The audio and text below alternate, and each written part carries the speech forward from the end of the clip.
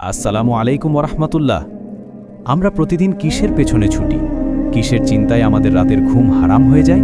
কাল কি খাবো, সন্তানের স্কুলের বেতন কিভাবে দেব, এই সামান্য আয়ে আমার চলবে কি করে? এই সব চিন্তা, এই সব ভয়, সব কিছুর মূলে আছে একটি শব্দ, রিজিক।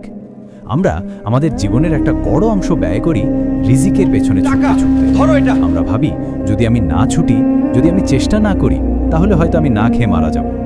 কিন্তু আজ আমি আপনাকে এমন একটি সত্যের কথা বলবো যা আপনার এই সমস্ত দুশ্চিন্তাকে এক নিমিষে দূর করে দিতে পারে। একটি সত্য যা কোরআন এবং সুন্নাহ দিয়ে প্রমাণিত।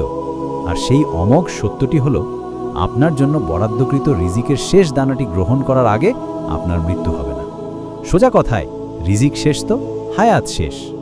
আল্লাহ সুবহানাহু ওয়া তাআলা, যিনি আপনাকে আমাকে সৃষ্টি করেছেন, তিনি আসমান ও জমিন সৃষ্টির 50,000 বছর রিজিক যা আপনাকে খোঁজে, আর আরেক প্রকার রিজিক যা আপনি খোঁজেন।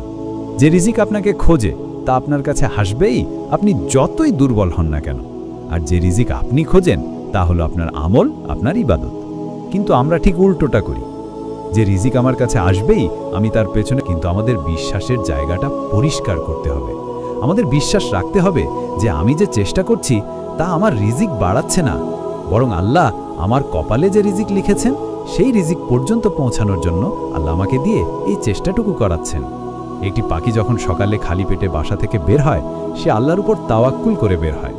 সে জানে না তার খাবার কোথায়, সে শুধু তার ডানা ঝাপটায়, আর দিন শেষে সে ভরা পেটে বাসায় ফেরে। এই ডানা ঝাপটানো হলো চেষ্টা, আর ভরা পেটে ফিরে আসা হলো তাওয়াক্কুলের ফলাফল। যখন আপনার এই বিশ্বাস অন্তরে গেঁথে যাবে, তখন কি হবে জানেন?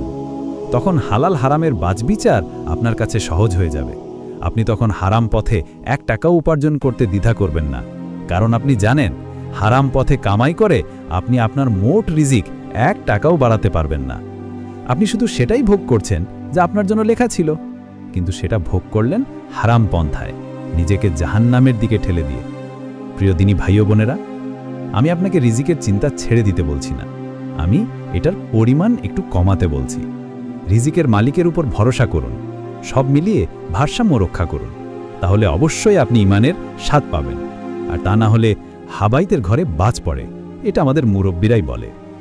আপনার আমার দায়িত্ব শুধু হালাল পথে চেষ্টা করে যাওয়া। ফল কি আসবে, কতটুকু আসবে, সেই দুশ্চিন্তা আমাদের নয়।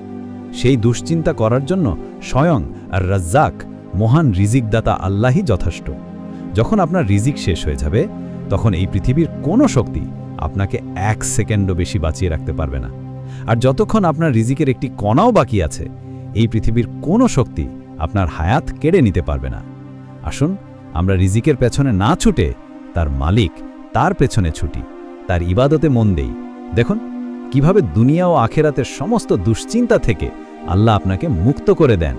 আজ এই পর্যন্তই। সবাই সন্তুষ্ট থাকবেন। আমিন।